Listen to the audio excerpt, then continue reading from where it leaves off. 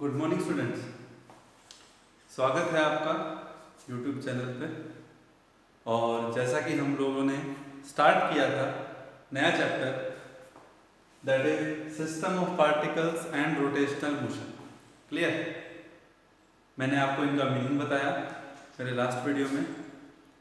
आज मैं आपको पढ़ाने वाला हूँ centre of mass of two particle system. कल हम लोगों ने सीखा था कि सेंटर ऑफ मास क्या होता है, ठीक है। थ्योरेटिकली उसका मैंने आपको अप्रोच बताया था, इंट्रोडक्शन दिया था मैंने आपको, रिजिड बॉडी का भी दिया था और सेंटर ऑफ मास का भी दिया था, ठीक है। तो मैंने आपको बताया था कि हर एक ऑब्जेक्ट अपने आप में एक सिस्टम है और उस सिस्टम में अनगिनत पार्टिकल्स हैं, ठीक है। तो हम क्या करेंगे, आज हम एक ऐसा सिस्टम लेंगे जिसमें से दो पार्टिकल हैं। मतलब मैं आपको बता दूं, प्रैक्टिकली किसी भी टॉपिक पे जाने से पहले मेरा मतलब ये कि मैं आपको ये बताऊं कि centre of mass of a rigid body like कि ये डस्टर मेरे हाथ में है और मुझसे ये कहा जाए कि इसका सेंटर ऑफ मास कैलकुलेट कीजिए, तो हम इसका सेंटर ऑफ मास कैलकुलेट कर सकते हैं, उसमें कोई दो राय नहीं। लेकिन अगर बॉडी नॉन यूनिफॉर्म हुई, अगर बॉडी का मास डिस्ट्रीब्यूशन कहीं पर कम और कहीं पर ज़्यादा हुआ, तब हम क्या करेंगे? तब भी हमें कोई ना कोई सोल्यूशन तो करना ही है कि नहीं? सोल्यूशन तो उसका भी होगा, लेकिन उस पूरी बॉडी पर पहुंचने से पहले क्यों ना कुछ उसके पार्टिकल्स को समझ लिया जाए, उसके पार्टिकल्स का centre of mass find out कर लिया जाए, ताकि उसको हम जनरलाइज करके nth पार्टिकल्स की फॉर्म में रिप्रेजेंट कर सकें किसी भी ऑब्जेक्ट को। और वो तो होता ही है भाई, पार्टिकल दो थोड़ी ना होंगे किसी भी ऑब्जेक्ट में। साइज आपको पता ही है, नेग्लिजिबल साइज होता है, नेग्लिजिबल मास होता है कि नहीं? मास बहुत कम होता है, मेरा कहने का मतलब ये है। लेकिन फिर भी जब आप उन्हीं दो पार्टिकल्स के रिजल्ट को 3, 4, 5 और nth पार्टिकल्स पे अप्लाई करोगे तो इसका मतलब पूरी बॉडी का सेंटर ऑफ मास हम कैलकुलेट कर सकते हैं। तो अभी उस पॉइंट पर पहुंचने से पहले आज का हमारा पॉइंट यही रहेगा, क्यों ना हम सेंटर ऑफ मास एक ऐसे सिस्टम का लें जिसमें दो पार्टिकल हों। क्लियर? तो आइए शुरुआत करते हैं। क्या किया हमने, एक कोऑर्डिनेट सिस्टम के अंदर x y कोऑर्डिनेट सिस्टम है, x y z 3 डायमेंशन में भी हम इसको ले सकते हैं, इसमें कोई दो राय नहीं है। दिस इज z एक्सिस, ठीक है। और ये हो गया ओरिजिन। क्लियर? ये हो गया ओरिजिन। अब जैसा कि मैंने कहा कि सिस्टम है कितने पार्टिकल का? दो पार्टिकल का, ठीक है। तो कोऑर्डिनेट सिस्टम के हिसाब से दोनों पार्टिकल्स अलग अलग लोकेशन पे तो हैं ही, ठीक है। दोनों का पोजीशन वेक्टर क्या होगा? पहले वाले का देखो, this is first particle, position vector first particle, ठीक है। 1 2 सबस्क्रिप्ट लिख रहा हूं, 1 2, ठीक है। इसका मास कितना होगा? m1। इसका मास कितना है? m2, सेकंड वाले पार्टिकल का, ठीक है। और उसके बाद सेकंड पार्टिकल का अगर हम पोजीशन वेक्टर देखें तो वो कितना निकल के आ रहा है? That is r2 position vector और फर्स्ट वाले का r1 पोजीशन वेक्टर। क्लियर है? हाँ, दोनों के बीच का जो डिस्टेंस है वो आपकी मर्जी है इन terms of vector. Displacement vector आप जानते हैं कि आप 1 से 2 जाए या 2 से 1, आपकी मर्जी है। इससे इसकी इन दोनों पार्टिकल के बीच के डिस्टेंस में कोई फर्क होना पड़ेगा? डिस्टेंस उतना ही है ना, उतना ही रहेगा। I hope you understand. So बच्चों क्या होगा? r1 पोजीशन वेक्टर ये होगा, r2 पोजीशन वेक्टर इसका होगा। अगर मैं ट्रायंगल ऑफ वेक्टर एडिशन के हिसाब से चलें तो 1 से 2 जा रहे हैं तो हम लिख सकते हैं r12 पोजीशन वेक्टर, है क्या नहीं? मैं पहले बात नोट कर दूं, बता दूं आपको, r12 पोजीशन वेक्टर हो या r21 पोजीशन वेक्टर दोनों का मैग्नीट्यूड इक्वल टू किसके रहेगा? स्वाभाविक है r के ही रहेगा, है क्या नहीं? बिल्कुल सही बात है। अब बात आती है कि मैंने पहले ही बता के चल चुके कि सिस्टम के अंदर दो पार्टिकल हैं और इसमें भी कोई गुरेज नहीं कर सकते हम कि दो पार्टिकल हैं, दोनों एक दूसरे पे फोर्स भी लगा रहे होंगे, है क्या नहीं? सिस्टम दो पार्टिकल हैं और दोनों एक दूसरे के ऊपर फोर्स एक्सर्ट कर रहे होंगे, है क्या नहीं? तो क्या होगा? Internal force. अब जैसे आपको बताऊं, सपोज ये पेंसिल है, ठीक है, ये पेंसिल है, आप इसके किसी भी दो पार्टिकल को ले लीजिए नजदीक, ठीक है। अब उस इंटरनल फोर्स का रिजल्ट आप कहोगे सर हमें तो शो ही नहीं हो रहा, भाई फोर्स लगेगा तो जरूरी थोड़ा है कि डिस्प्लेसमेंट होगी, और स्वाभाविक है इंटरनल फोर्स की वजह से वैसे कुछ नहीं होता। क्यों? पेयर में लगते हैं, न्यूटन थर्ड लॉ को फॉलो करते हैं, नेट फोर्स जीरो होता है, इंटरनल फोर्स की वजह से बॉडी में कोई मूवमेंट देखने को ही नहीं मिलेगा आपको। समझ में आई बात? अगर मैं इस पेंसिल को उठा रहा हूँ, इस पेंसिल में अगर आप मूवमेंट देख रहे हैं तो this is the external force that I am applying here to this pencil. अगर ये पेंसिल मान लीजिए मेरे हाथ में रखी हुई है तो क्या ये अपने आप मूव कर रही है क्या? इसके पार्टिकल के बीच में इंटरनल फोर्स है, इसमें कोई दो राय नहीं है, but internal force equal and opposite होते हैं, न्यूटन थर्ड लॉ को फॉलो करते हैं, तो इसलिए नेट फोर्स क्या होता है? जीरो होता है। लेकिन फिर भी हम उसको लिखे तो गए, कम से कम पता तो होना चाहिए कि इंटरनल फोर्स होता है कि नहीं होता। तो जब एक और दो पार्टिकल है सिस्टम में और हमने कहा कि सिस्टम पे फोर्स लग रहा है, बोले तो पार्टिकल्स पे फोर्स लग रहा है, सपोज कि अब पार्टिकल पे फोर्स कैसा लग रहा है, यही बात मैं आपको बताने जा रहा हूँ। मान लीजिए फर्स्ट पार्टिकल पे फोर्स लग रहा है ये F1 वेक्टर तो है ही, और मैं लिख रहा हूँ EXT बोले तो एक्सटर्नल। इसी तरह से सेकंड वाले पार्टिकल पे कहीं ना कहीं से कोई अदर पार्टिकल लगा रहा होगा, एक्सटर्नली उस पार्टिकल पे फोर्स लग रहा होगा। अब इस बात को भी जनरलाइज करूंगा, आप टेंशन ना लीजिए।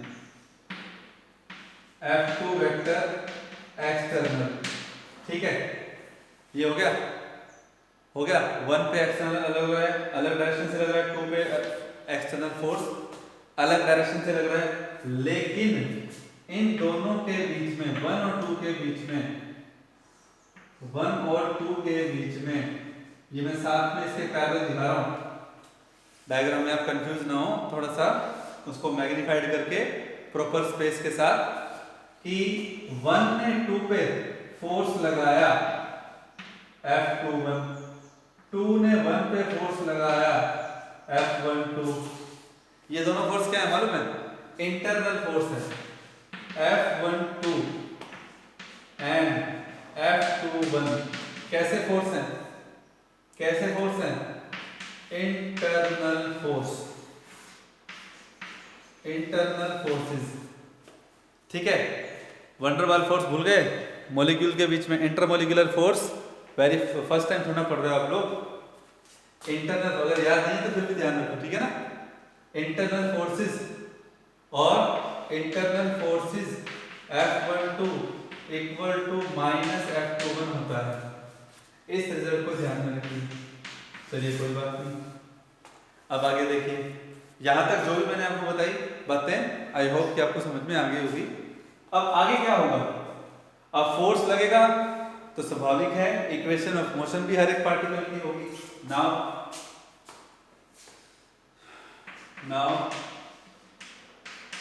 Total force on particle 1 is F1 equal to F1 external plus F12, है क्या नहीं? F12 तो ठीक है, equal to net force equal to क्या होता है? मास इनटू एक्सेलरेशन, तो मास m1 एक्सेलरेशन a1, 1 मतलब फर्स्ट पार्टिकल में एक्सेलरेशन आएगा। यहाँ देख लीजिए, मैं आपको 2-3 इक्वेशन बताता हूँ। देखो r1 r2 पोजीशन वेक्टर है, फोर्स लग रहा है तो स्वाभाविक है अगर उनका मोशन रहेगा, पार्टिकल मूव करेंगे तो उनका वेलोसिटी वेक्टर क्या होगा? ठीक है, वेलोसिटी एंड एक्सेलरेशन, कैसे फाइंड आउट करेंगे, देखिए दोनों पार्टिकल का। तो v1 फर्स्ट पार्टिकल की वेलोसिटी इक्वल टू dr1/dt। बोलो क्या लिखा है, dr1/dt है कि नहीं, rate of change of position of first particle. v2 क्या आएगा, dr2/dt आएगा, ठीक है, वेरी गुड। अच्छा a1 क्या आएगा, एक्सेलरेशन dv1/dt तो होता ही है, ये तो आपको मालूम ही है, rate of change of velocity is known as acceleration. लेकिन आप इसको पोजीशन वेक्टर के टर्म्स में भी ले सकते हैं, भूलिएगा नहीं। तो it will be also written as d2r1/dt²। ये किसका एक्सेलरेशन है, फर्स्ट का, ठीक है, ओके। सिमिलरली सेकंड पार्टिकल का एक्सेलरेशन क्या होगा in terms of velocity and position vector, हाँ जी बताइए। तो dv2/dt इज इक्वल टू क्या रहेगा, that will be d²r2/dt²। I hope you understand, ठीक है। सो इक्वेशन ऑफ मोशन में a1 क्या है आपके सामने है क्या नहीं, तो चलिए आइए देखते हैं। So f1 similarly yes students please ध्यान दें, f2 total force on second particle equal to f2 external plus f21 internal force on second by first equal to mass of second multiply acceleration of second particle. I hope you understand. First result ये रहा, ठीक है, okay. Second ये रहा, third ये रहा।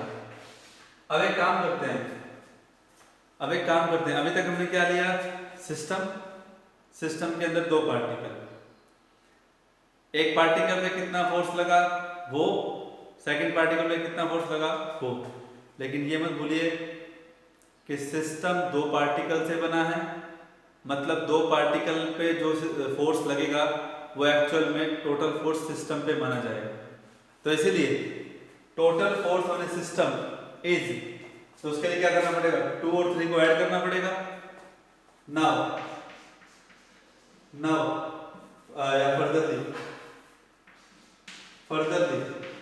क्या, अगर हम ये माने, मेरी बात ध्यान से सुनना जो मैं बोलने जा रहा हूं, अगर हम ये माने फर्दरली कि if total force exert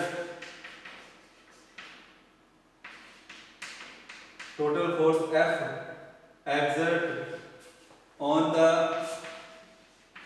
center of mass of the system,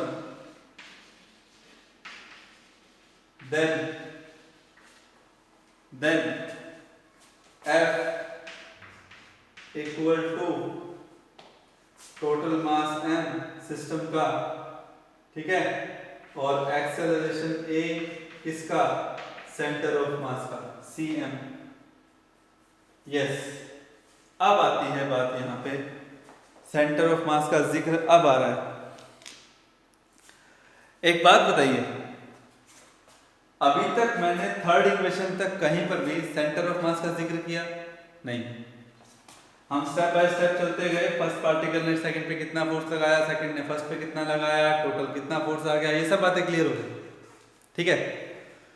लेकिन मुझे ये बताइए, सेंटर ऑफ मास एक ऐसा पॉइंट है जहां सिस्टम का पूरा मास कंसंट्रेट है, नंबर एक, मेरी बातें सुनते जाना ध्यान से, नंबर एक। नंबर दो, अगर हम पूरे सिस्टम पे फोर्स लगाने की बजाय सिर्फ उसके सेंटर ऑफ मास के ऊपर भी फोर्स लगाएं, तब भी वो उतना ही चेंज शो करेगा जितना चेंज सेंटर ऑफ मास पे फोर्स लगाने से करता है।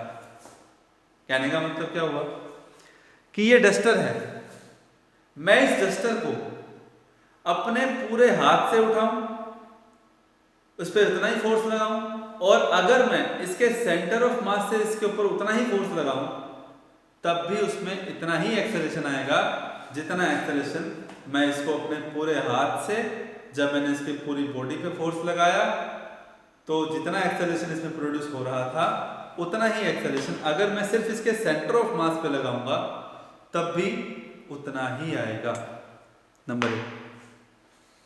अब जैसा कि मैंने दो पार्टिकल लिए, दोनों पार्टिकल के बीच का डिस्टेंस ये, तो सेंटर ऑफ मास कहां, point to be noted, centre of मास दो पार्टिकल्स के केस में उनको ज्वाइन करने वाली लाइन के बीच में कहीं पर भी हो सकता है।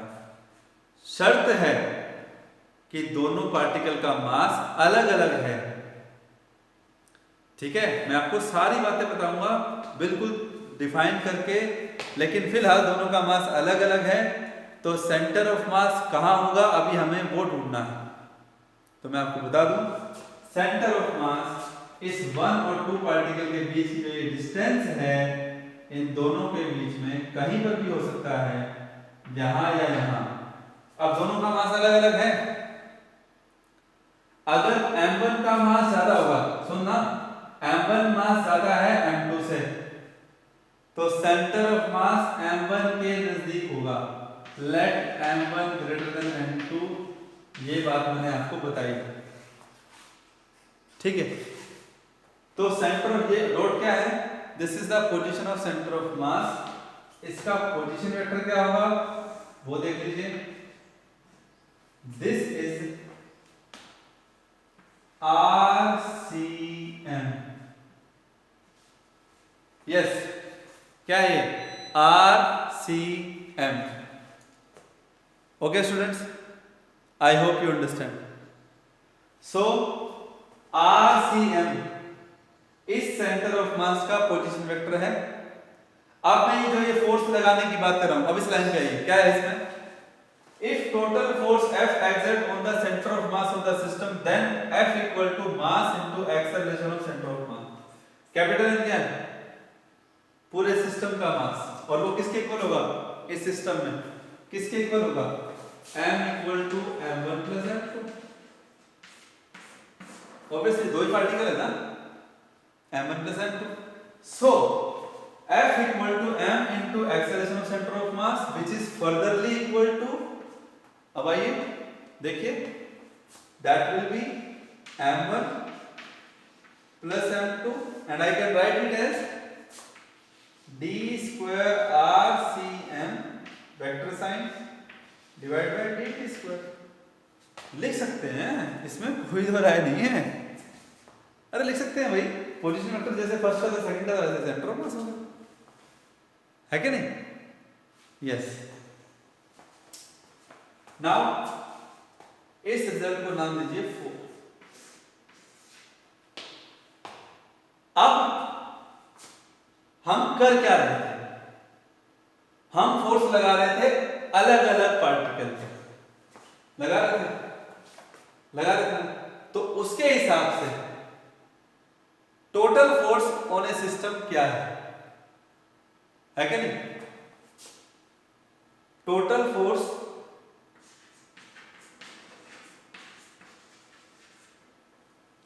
ऑन सिस्टम इज, क्या करें, 2 और 3 को ऐड कर दें, 2 और 3 को ऐड कर दें, तो वो किसके इक्वल होगा, इस F के इक्वल ही तो होगा, है कि नहीं। तो F इक्वल टू, मैंने पहले ही कहा ना, जितना फोर्स सेंटर ऑफ मास पे लगा रहे हो उतना ही फोर्स अगर आप उसके पूरे सिस्टम पे, पूरे सिस्टम में आपने पार्टिकल 1 पे, पार्टिकल 2 पे जो फोर्स लगाया है वो फोर्स सेंटर ऑफ मास पे लगाया गया फोर्स के इक्वल ही है, इसमें टेंशन मत लीजिएगा, फॉर द सेम एक्सेलरेशन। तो F1 plus F2 F equal to F1 external plus F2 external. अब आप सोच रहे होंगे सर वो कहाँ गए बाकी दोनों, डायरेक्ट कर दिया ना, F12 और F21 को ऐड करूंगा तो कैंसिल हो जाएंगे ना, बाय 1, इसको वहां ले जाओ, मैं लिख देता हूँ बाय 1। कभी आप सोचो सर आपने F12 और F21 नहीं लिखे, वो कहाँ गए, वो दोनों कैंसिल आउट हो गए, और राइट साइड की इक्वेशन क्या आई थी, F equal to M1A1 plus M2A2।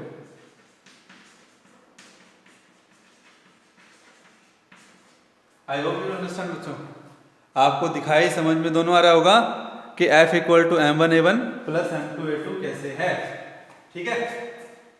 अब सेंटर ऑफ मास में जो फोर्स लगाया था वो उसके इक्वल है, किसके, जितना हमने अलग अलग पार्टिकल पे फोर्स लगाया और सबका नेट फोर्स जो निकाला वो उसके इक्वल है।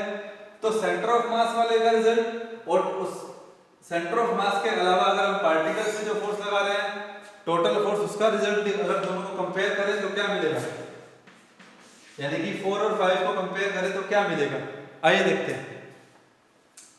अगर मैं एक बात करता हूं आपको, इसको थोड़ा और सिंपलीफाई आप कर लें, A1 को आप R1 R2 के टर्म्स में लिख लें तो क्या आएगा, F equal to M1 d square R1 by dt square plus M2 d square R2 by dt square. Is it clear, ठीक है, ठीक है जी, ओके। तो this result is 5। Okay students, I hope ये this is first step A part, this is a part B of this page number and this is page number C, है क्या नहीं, A B C, ठीक है यहां तक। अब क्या करें, कौन से पेज को हटाएं, पेज नंबर A को हटा देते हैं, है क्या नहीं, तो क्या रहेगा, यस। अब देखिए फाइनल रिजल्ट क्या है, that is by 4 and 5, by 4 and 5,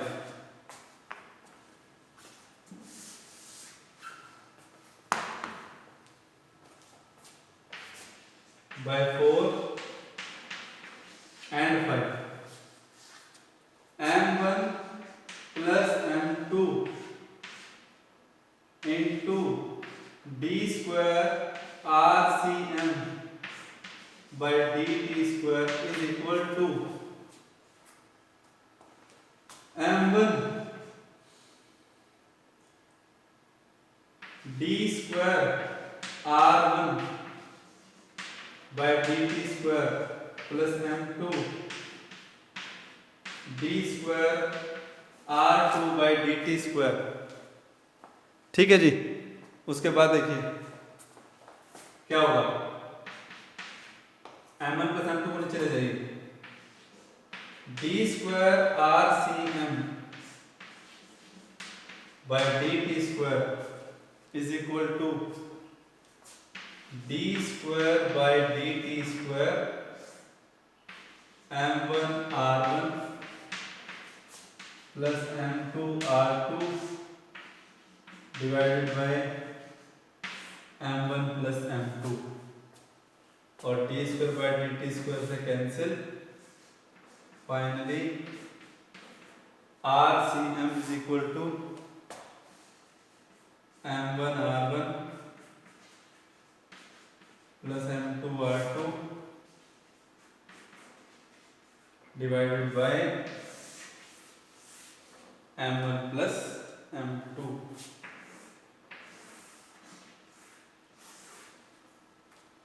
अब ये स्टेप क्या होगा, देखो मास कांस्टेंट रहेगा, मास इतना चेंज होगा, तो d square by dt square को ले जाओ बाहर, M1 को मल्टीप्लाई कर दो R1 से, उल्टा कर दो ना। हम क्या करते थे डिफरेंशिएशन में, कांस्टेंट को डिफरेंशिएशन से बाहर रखते थे, वेरिएबल पे डिफरेंशिएशन अप्लाई हो जाता था। अब रिजल्ट के अनुसार देखते हुए बस कांस्टेंट को मल्टीप्लाई कर दिया, डिफरेंशिएशन को रखा बाहर, M2 को R2 के साथ मल्टीप्लाई कर दिया, d square by dt square, d square by dt square पूरी ब्रैकेट से बाहर, और M1 प्लस M2 मास है ही, वहां जाके दोनों के पास डिवाइड हो जाता, तो क्या किया, दोनों को m1r1 प्लस m2r2 पर न्यूमरेटर पार्ट में बच ही गया था, d2/dt2 कॉमन ले लिया, m1 प्लस m2 से डिवाइड कर दिया, नेक्स्ट स्टेप में दोनों कैंसिल हो गए और सेंटर ऑफ मास का पोजीशन वेक्टर अल्टीमेटली दोनों पार्टिकल्स की फॉर्म में, दोनों पार्टिकल्स के मास की फॉर्म में m1r1 प्लस m2r2 की फॉर्म में divide by r1 plus m1 plus m2 की फॉर्म में आपके पास आ गया। ठीक है, यही रिजल्ट आज हमारा था जिस पे हम लोगों ने इतना टाइम लगाया। अच्छे से आई होप कि आपको समझ में आया होगा। ठीक है, फिर भी कोई अगर डाउट लगे तो कमेंट बॉक्स में कमेंट करके पूछ लेना कि कहाँ डाउट आपको लगा है, मैं आपको बता दूंगा। ठीक है बच्चों, thank you very much, God bless you, take care.